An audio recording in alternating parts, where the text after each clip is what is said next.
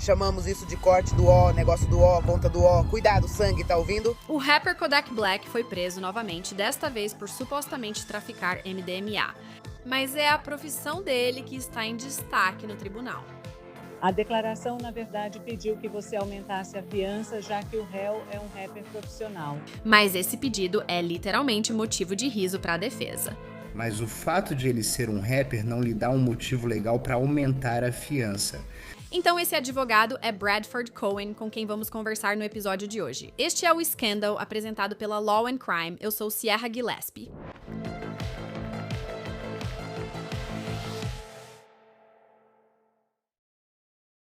Kodak Black não é novato em problemas com a lei. Ele já foi preso várias vezes no passado, mas desta vez, sua advogada de defesa diz que não há nem de longe evidências suficientes para apresentar acusações. A promotoria discorda, pois as acusações já foram feitas. Mas será que vão se sustentar? Essa é só uma das perguntas de hoje. Vamos conversar com Bradford Cohen, advogado de defesa de Kodak Black, e farei a ele as perguntas que todos querem saber. O escândalo de hoje ocorre no condado de Orange, Flórida, onde Bill Capri, de 28 anos, passou um tempo preso esta semana. Se você não conhece o nome Bill Capri, talvez o conheça pelo nome artístico. Já ouviu falar de Kodak Black? A famosa rapper que tem mais de 30 milhões de ouvintes mensais no Spotify, a musicista por trás de sucessos como Super Gremlin e Tunnel Vision. Nem preciso dizer, ela é mega famosa, ou para alguns, até infame. No mínimo, ela já teve 12 condenações anteriores e novas acusações foram feitas contra ela só neste mês. Ei, o dia do Kodak Black acabou de se tornar global e todos os fãs do primeiro dia vão comemorar o dia do Kodak Black comigo. Não importa o que aconteça.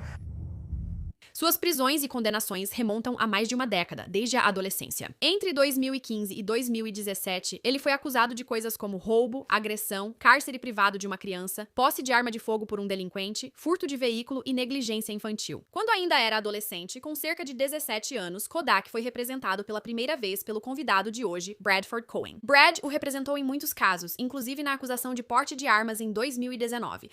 E isso foi enorme porque Kodak foi condenado a 46 meses ou 4 anos de prisão. E ele acabou cumprindo 10 meses, mas no último dia de mandato do presidente Donald Trump, em 2021, ele comutou a pena. Anos atrás, Bradford participou do programa O Aprendiz e usou sua relação com o presidente Trump para obter a libertação de Kodak. Ele foi libertado da prisão em 2021, mas foi preso novamente várias vezes, inclusive menos de um ano depois, em 2022. Isso ocorreu no condado de Broward, Flórida, onde ele foi acusado de tráfico de oxicodona e posse de substância controlada sem receita durante uma abordagem de trânsito. No ano seguinte, em 2023, veio talvez sua prisão mais infame, quando Kodak foi encontrado dormindo ao volante, supostamente com um pó branco ao redor da boca. Inicialmente, ele foi acusado de posse de cocaína, mas a acusação foi retirada após exames confirmarem que era oxicodona, para a qual tinha receita médica. Nesse ano, ele foi preso novamente por posse criminosa de arma de fogo em segundo grau e posse ilegal de maconha ao tentar entrar nos Estados Unidos vindo do Canadá. Ele já foi condenado 12 vezes, e essas condenações são só o prelúdio do que discutimos hoje, levando-nos de volta a novembro de 2025. Foi quando uma ligação para o número de emergência 911 relatou tiros do lado de fora da Vila de Segurança Infantil em Orlando, Flórida. Então, quando a polícia chegou ao local, eles disseram que encontraram 2 veículos. E dentro de um deles, afirmaram ter sentido cheiro de maconha. Isso lhes deu causa provável para revistar o veículo. Depois encontraram uma nota de $100 com uma substância branca. Os primeiros socorristas também teriam encontrado uma bolsa rosa contendo um saquinho plástico com o que parecia ser MDMA e $37 mil em dinheiro. Promotores destacaram que a bolsa rosa apareceu em pelo menos uma foto nas redes sociais de Kodak, junto com itens como tesoura e isqueiro. Bradford Cohen explicará isso em detalhes na entrevista. Isso ocorreu no outono passado. E no mês passado, no dia 17 de abril, os investigadores disseram que o teste da substância branca deu positivo para MDMA e havia quantidade suficiente da substância para caracterizar tráfico. Então essa é a acusação que Kodak enfrenta. E aí entra Bradford Cohen. Ele destacou na audiência desta semana que o relatório original dizia que investigadores acharam 27 gramas de cocaína. Curiosamente, porém, o teste de 17 de abril mostra que, na verdade, era MDMA. Como Bradford destaca, só foram recuperados 27 gramas abaixo dos 28 gramas exigidos para caracterizar tráfico de cocaína. Mas quando se confirmou que era MDMA, o limite caiu para 20 gramas para tráfico. Essa é a acusação que Kodak enfrenta agora. A audiência em si, que aconteceu ontem, foi para estabelecer a fiança, mas Brad destacou algumas coisas, observando que não foram encontradas impressões digitais que correspondessem a Kodak. Ele afirmou que trabalhava em uma moção para arquivar o caso enquanto ia à audiência. Ele disse que Kodak estava na Califórnia quando as notícias surgiram e voltou para a Flórida para comparecer ao tribunal na quinta. A audiência durou menos de 10 minutos, já contei os principais destaques. Mas essa parte realmente me chamou a atenção. A promotoria pediu um valor de fiança mais alto, de $75 mil, por causa da escolha de carreira do réu. O Estado, na verdade, pediria que você aumentasse a fiança, já que o réu é um rapper profissional. O advogado de defesa chega a rir e balançar a cabeça. Vou perguntar sobre isso na entrevista, obviamente, mas essa foi a resposta dele. Mas o fato de ele ser um rapper não te dá um motivo legal para aumentar a fiança. A juíza concordou com isso em parte. De acordo com a emissora local WKMG, ela continuou dizendo, abre aspas, vou aumentar a fiança não pelo fato de você ser um rapper. Acho que isso não tem relevância. Mas os outros fatores que o tribunal considerou são seu histórico criminal anterior, incluindo 12 condenações por crimes graves. Então, a fiança foi fixada em $5 mil e Kodak pagou e foi liberado da cadeia do condado de Orange ontem à noite. Tudo bem. Chegou o momento esperado. Continuo aumentando a expectativa. Agora, vamos receber o convidado de hoje. É um amigo do nosso programa e advogado de defesa de Kodak Black, Bradford Cohen. Obrigada por participar do escândalo hoje. Vou começar perguntando, como seu cliente está se sentindo? Ele está melhor agora que está solto. Todos se sentem assim, então sim, ele está bem. Analisamos juntos o material do caso e o boletim de ocorrência, e ele entende o caso. Ontem deixei clara a minha opinião ao juiz. Vamos falar sobre isso. Mas eu não acho que haja muito nesse caso, mas vamos discutir. Ok, sim, vamos analisar. Pesquisando sobre esse caso, pensei. Ele foi preso agora, mas isso vem de algo que ocorreu em novembro. Pode me explicar? Claro. Então, em novembro, um policial se aproximou de 2 veículos e havia um monte de gente por perto. Ao se aproximar dos veículos, ele não viu Kodak inicialmente. Ele acaba revistando esses 2 veículos, e obviamente a gente vai falar sobre como ele revistou esses veículos e por que ele fez isso e por que eu acho que isso também pode ser outro problema. E ele acaba, em um dos veículos, encontrando uma bolsa. Na verdade, ele encontra 2 bolsas. Há uma pessoa nesse veículo, não é o Kodak. E ele encontra 2 bolsas e há itens em cada uma delas. E também há drogas e dinheiro em cada bolsa e ele não prende ninguém além do indivíduo que estava no carro naquele momento. E eu acho que outro indivíduo que estava no outro carro na época também não prende Kodak, mas envia todos esses itens da bolsa para serem analisados por impressões digitais, rezando para que uma impressão digital fosse do Kodak. Porque o caso nem é um caso de verdade. Mesmo com digitais positivas ainda não seria um caso, mas tudo bem. Nenhuma impressão digital foi identificada como sendo do Kodak, e eles esperaram 6 meses e então acho que decidiram abrir o caso porque não tinham mais nada. Tudo bem, isso me chamou a atenção porque ontem no tribunal você disse que as acusações eram por tráfico de MDMA, mas no relatório original constava cocaína? O que é realmente interessante é que o relatório daquela noite tem muitas coisas que são diferentes, ou que estão faltando na declaração juramentada que ele deu para o juiz assinar, o que é outro problema que vou ter. Mas na noite do evento, ele supostamente diz que com seu treinamento e experiência, ele sabe que aquilo é cocaína e que já viu isso antes. E de alguma forma ele identificou cocaína em uma nota de $100 e sabia que era cocaína. E então, quando ele pegou o saco e testou, o teste deu positivo para cocaína. Mas então, de alguma forma, entre lá e o laboratório, magicamente virou MDMA. E agora você tem 27 gramas de MDMA, que aliás não tem nada a ver com cocaína, são completamente diferentes. Você não pode testar MDMA e o resultado dar cocaína, nem mesmo em um teste de campo. E claro, ele deixou isso de fora do declaração juramentada, que o teste de campo original estava incorreto, supostamente. Se fossem 27 gramas de cocaína, não seria uma acusação de tráfico, e isso não chama atenção, aí mandam para o laboratório. E agora é uma acusação de tráfico porque são mais de 20 gramas de MDMA, o que faz com que isso passe a ser uma acusação de tráfico. Então isso é outra coisa que é estranha. E então, na declaração juramentada que ele entrega para o juiz assinar, ele diz que também sentiu cheiro de maconha naquele carro, mas ele nunca menciona isso no relatório policial na noite do incidente. Então, tem muita coisa acontecendo aqui que é clássica. Eu vou prender Kodak e não vou fazer uma investigação adequada nem seguir a lei.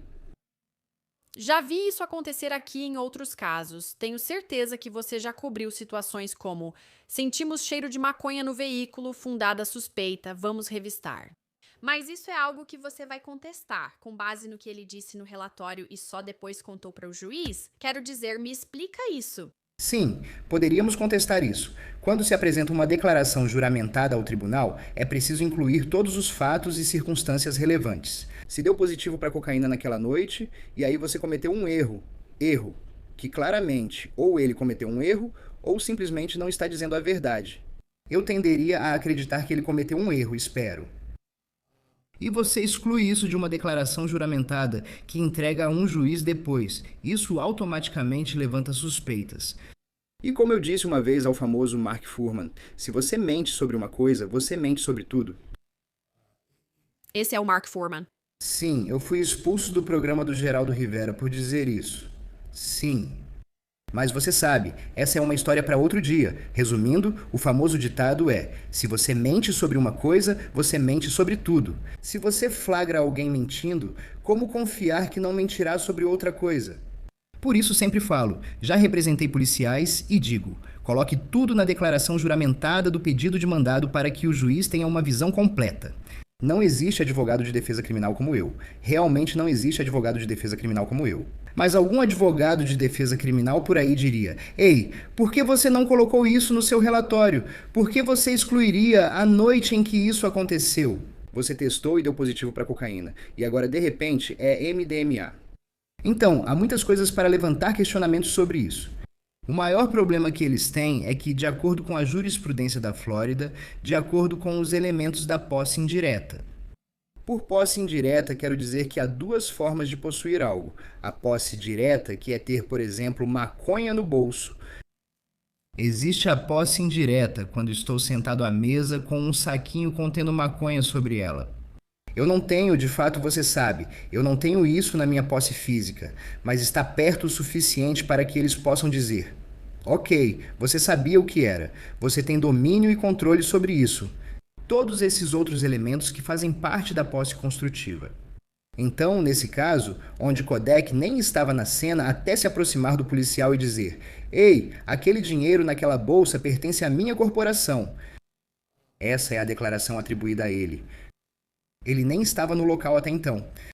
Como você atribui drogas encontradas em um carro com outra pessoa dentro? Você está dizendo que são do Kodak. Então há um problema real aí, e isso é uma questão legal. É uma questão de elementos. Eles não estão demonstrando os elementos do crime. Isso ocorre frequentemente quando você vê o Kodak acusado. E é isso que vem acontecendo repetidamente, onde eles estão tão desesperados para pegar, você sabe, o Kodak em alguma coisa que acabam abrindo esses processos. É bom para mim, pois pareço ótimo ao ganhar esses casos, mas não para o cliente, que segue sendo acusado nesses casos que não atendem aos requisitos legais.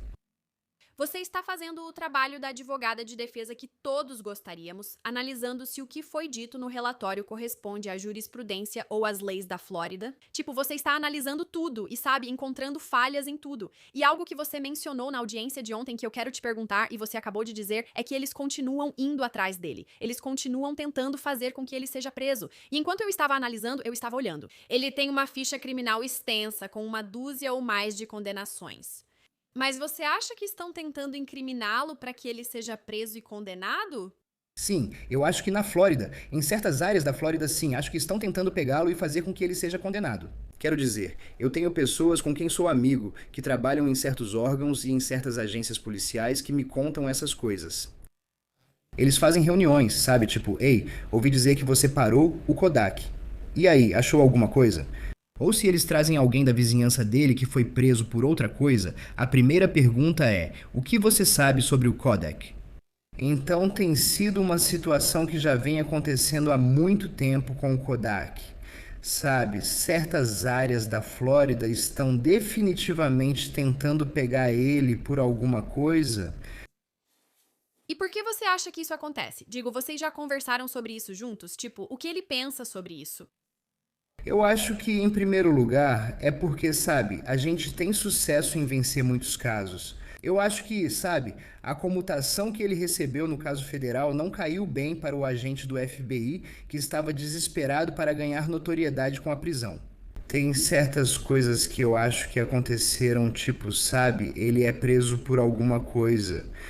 Eles tentam pegá-lo por isso e acabam não conseguindo. Eu acho que mesmo muitos policiais que eu represento, policiais muito bons, dizem tipo, olha, eu não levo nada para o lado pessoal. E eu realmente acho que alguns deles não levam para o lado pessoal. Acho que outros levam sim para o lado pessoal. E também a ostentação de riqueza, sabe? Eles simplesmente não gostam disso. Quero dizer, tem gente que realmente não gosta de ver jovens artistas negros andando por aí de Rolls Royce. Esse é o fato. E as pessoas não querem dizer isso em voz alta. Eu vou dizer em voz alta porque eu não me importo. E eu já representei pessoas suficientes nessa área específica do entretenimento para saber disso com certeza. Tipo, eles simplesmente não gostam disso. E seja ou não, você sabe, uma questão de drogas ou outra coisa, eles simplesmente, sabe, isso incomoda eles profundamente. Acho que é isso que acontece com o Kodak, sendo honesto. Ele até cantou sobre isso. Queriam me dar 8 anos e ele pegou liberdade condicional. Sabe, se você canta sobre isso, eles não gostam. Eu entendo mesmo. Mas se quer pegar alguém, faça do jeito certo, não assim. Sabe, não apresente acusações com base em coisas que não têm respaldo jurídico.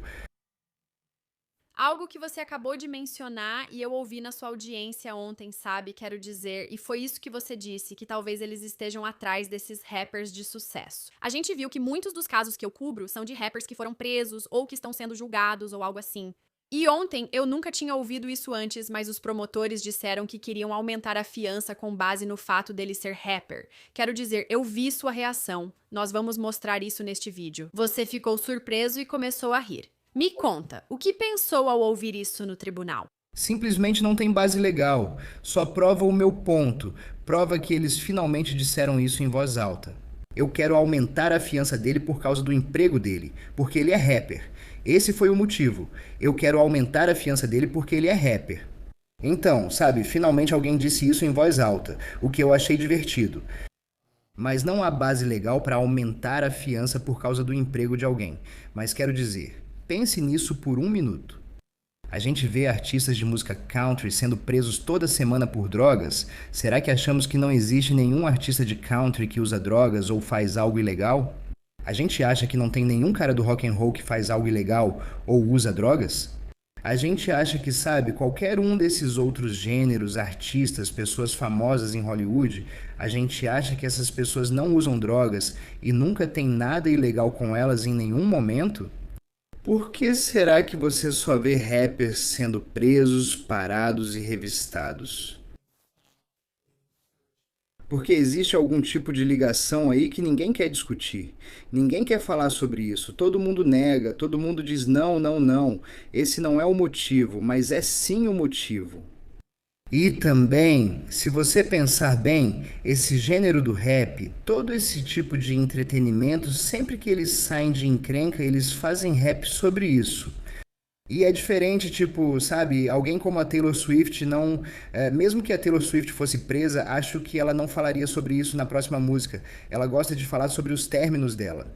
Então, sabe, tudo isso é entretenimento, porque eles estão fazendo a própria música deles. Acho que as pessoas levam para o lado pessoal quando dizem que um policial as parou, mas não conseguiu nada contra elas. E isso em um rap não acaba bem para a pessoa que está falando sobre isso. Essas são as situações que enfrentamos nesse trabalho. Sim, provocando de certa forma. Talvez eles vejam assim. Mas, na verdade, é tão interessante você mencionar a Taylor Swift porque eu sou uma grande fã da Taylor Swift. E enquanto você falava isso, eu estava pensando em uma das letras dela. Ela diz: você tentou comprar alguns comprimidos de uma amiga minha em uma das músicas dela. E eu fiquei tipo, ok, comprar comprimidos. Ilegal.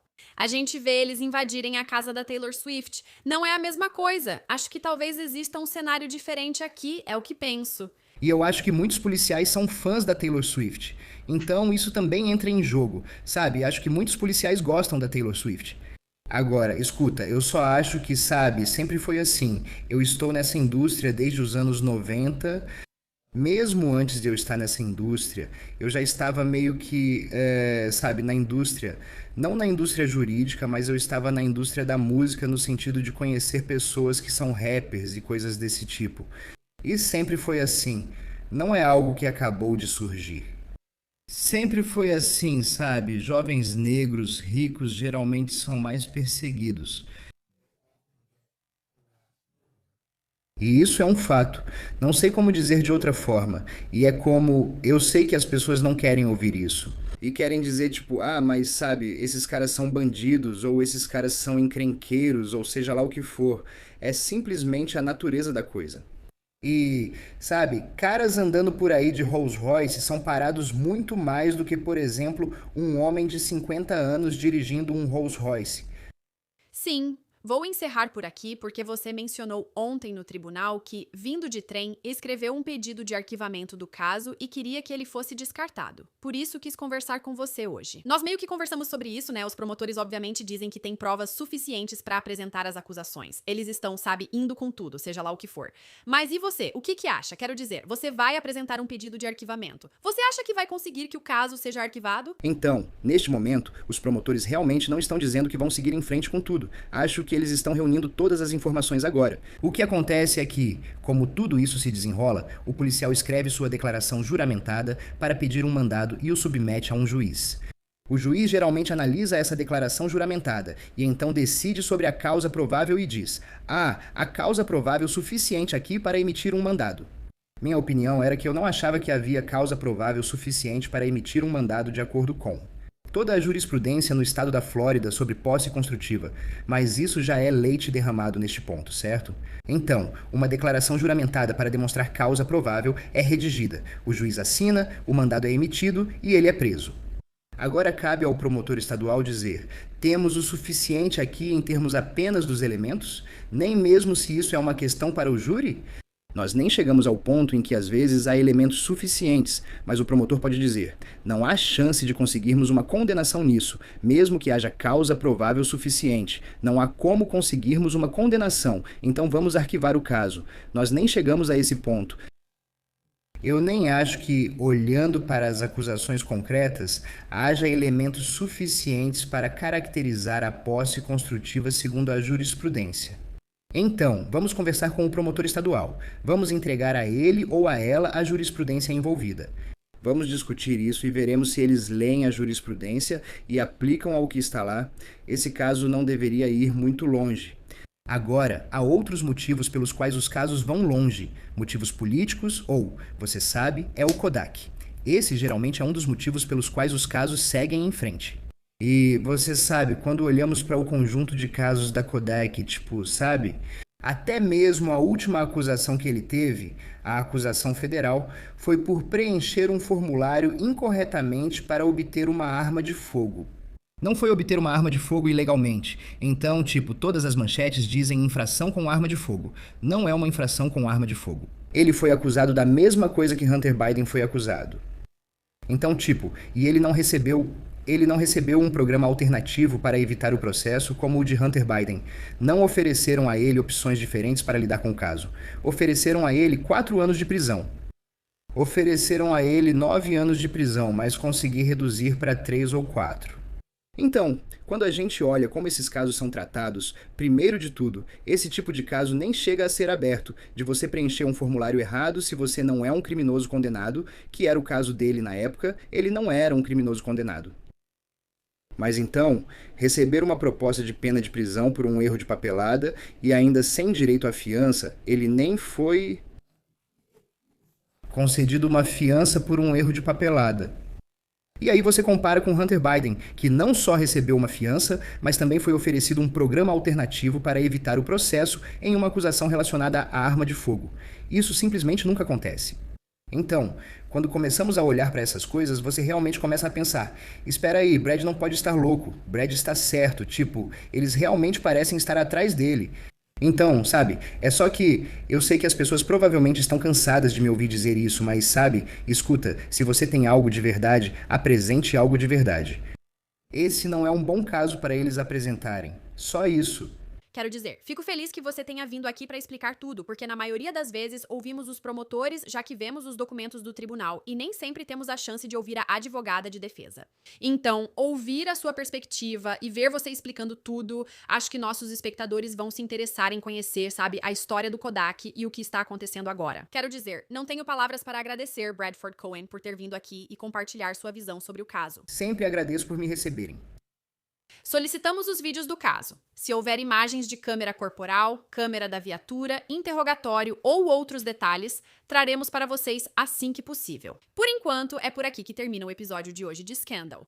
Se gostou do que viu e quer mais, me siga nas redes sociais, como o Instagram, onde você me encontra como Sierra Gillespie. Obrigada por assistir ao episódio de hoje de Scandal. Sou Sierra Gillespie, sua apresentadora. Até a próxima!